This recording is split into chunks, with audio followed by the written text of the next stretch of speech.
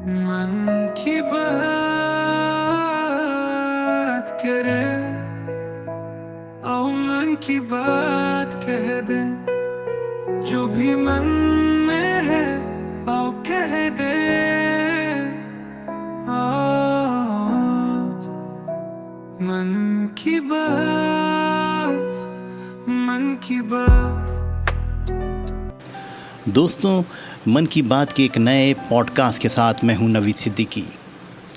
سامعین، آج ہماری مہمان ایک ایسی شخصیت ہیں جنہوں نے اپنی شاعری کے ذریعے نہ صرف سنجیدہ لوگوں کے دلوں کو چھوا، بلکہ اپنے اس فن سے زندگی کے مختلف موضوعات کو خوبصورت انداز میں بیان کیا ہے۔ آپ گورنمنٹ ٹیچنگ کے شعبے سے منسلک رہیں۔ آپ کا پہلا شعری مجموعہ کلام شائع ہو چکا ہے۔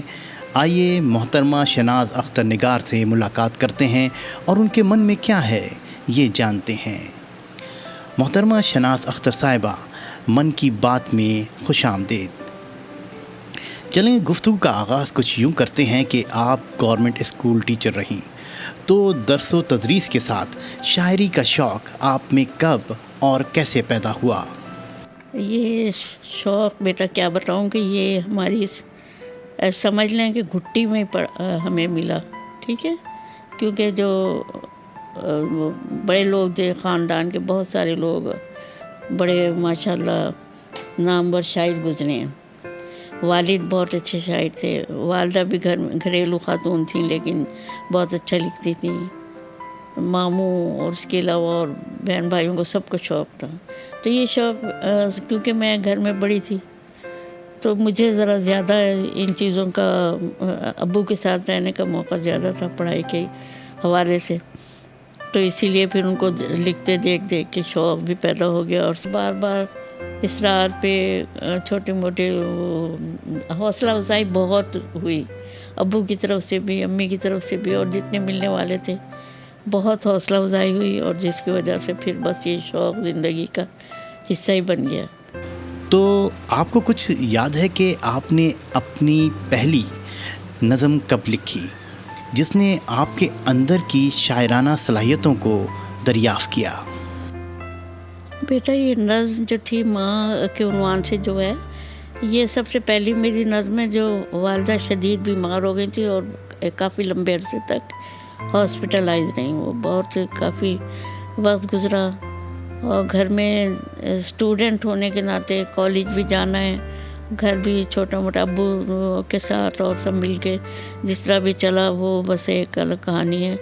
لیکن بیٹا یہ اس وقت میں، یہ 1969 کی بات ہے، تو اس میں لکھی تھی وہ، بس وہ جلدی میں 2-4 شعر لکھ کے، اور ابو جا رہے تھے ہاسپٹل تو ان کو میں نے کاغذ پہ لکھ کے وہ دے دیے کہ ابو امی کو دے دینا۔ تو امی وہاں پھر بیڈ پہ بیٹھ کے وہ پڑھنے لگیں، رونے لگیں، سارے وہ ڈاکٹرز اور سب نرسیں سب لوگ اکٹھے ہو گئے، اور بڑا وہ اپریشیٹ بھی کیا انہوں نے وہاں بھی کہ اچھا، بڑا انہیں بھی کہ اچھا آپ کی بیٹی آئے گی تو ہمیں بھی ملوانا، ہمیں بھی ملوانا۔ تیرے ہی دم سے قائم دنیا کی یہ بہاریں، اے ماں تیرا ہی درجہ اونچا ہے اس جہاں میں، تیرے ہی دم سے قائم دنیا کی یہ بہاریں، اے ماں تیرا ہی درجہ اونچا ہے اس جہاں میں، بے لطف زندگی ہے، اے ماں تیرے بغیر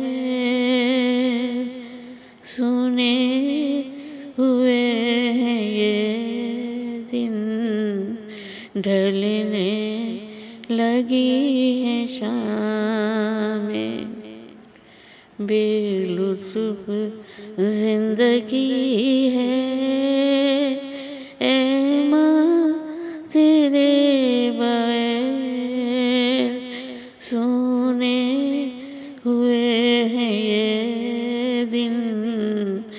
ڈھلنے لگی ہے شامیں، گر میں نے ہو ستایا تو معاف کر دے مجھ کو، تو ہی رحیم تو ہے میری سزا جزا میں، یا رب قبول کر لے شہناز کی دعا، یہ خوشیاں ہمیں عطا کر، جو ہونا اس گماں میں، یا رب قبول کر لے شہناز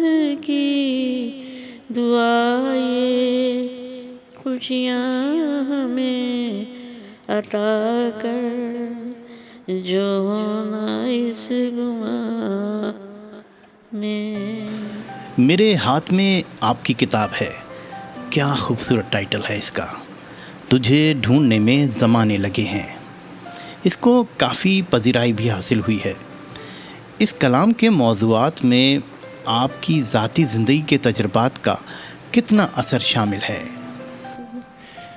زندگی کے تجربات کے حوالے سے تو بیٹا لوگ جو کچھ شاعری تو میرا خیال ہے کہ ایک بڑا وسیع ایک میدان ہوتا ہے نا، کہ جس میں آپ لوگوں کو دیکھ رہے ہو اور ان کے جو احساسات ہیں، ان کے الفاظ ہیں، ان کے جو ماحول ہے، اس کو بھی اڈاپٹ کر لیتے ہو اپنے شعر کے اندر، اس کو آپ ڈھال کے تو دے دیتے ہو، ٹھیک ہے۔ تو یہ اس میں صرف ذاتی نہیں ہوتی، یہ لوگوں کی بھی ہوتی، تو جیسے بھی اس حوالے سے بھی وہ بن جائے اور موضوع اس کا چل پڑے، تو بس ایسے ہی ہے۔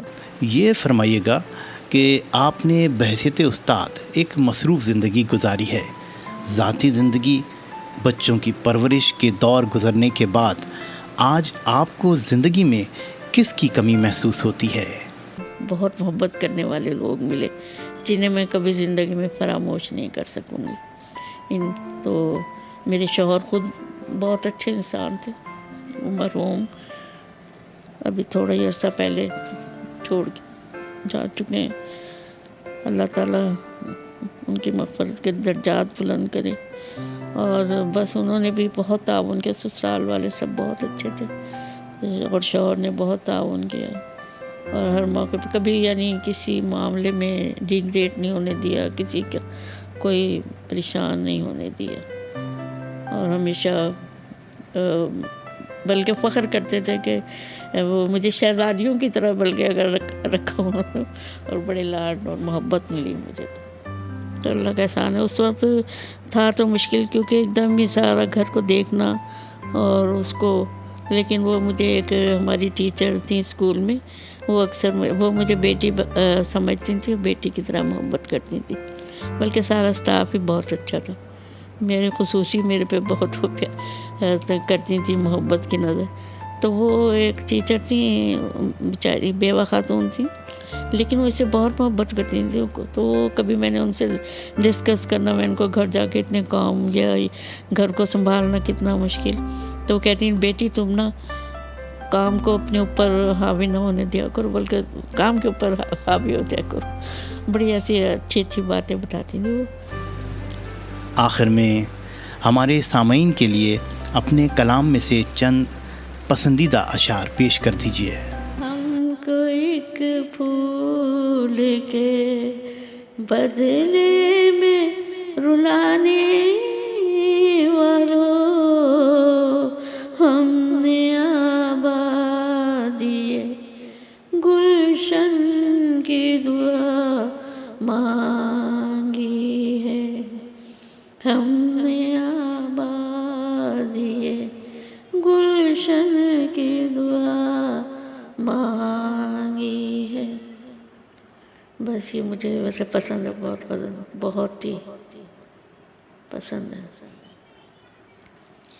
کتاب غم میں خالی ایک ورق ہے، کتاب غم میں خالی ایک ورق ہے، خوشی تو بھی کوئی تحریر دے دے، خوشی تو بھی کوئی تحریر دے دے۔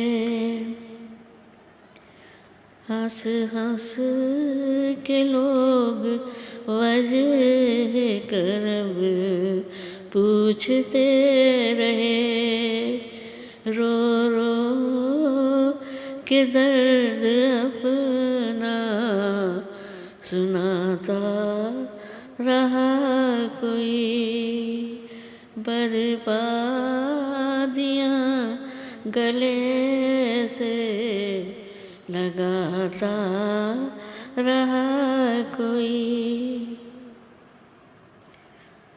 گلگدوں نے اپنی رعنائی کی خاطر اے نگار، گلگدوں نے اپنی رعنائی کی خاطر نگار، مانگ لی بچوں سے میرے مسکراہٹ مستعار۔ محترمہ شہناز اختر نگار، ہمارے سامعین کو آپ کی من کی بات جان کر اچھا لگا ہوگا۔ ہمارے ساتھ وقت گزارنے کے لیے آپ کا بہت شکریہ۔ دوستوں، اس کے ساتھ ہی من کی بات کی ٹیم کو اجازت دیجیے۔ جلد ایک اور دلچسپ موضوع اور شخصیت کے ساتھ آپ کی خدمت میں حاضر ہوں گے۔ اپنا خیال رکھیے۔ خدا حافظ۔ من کی بات، من کی بات، من کی بات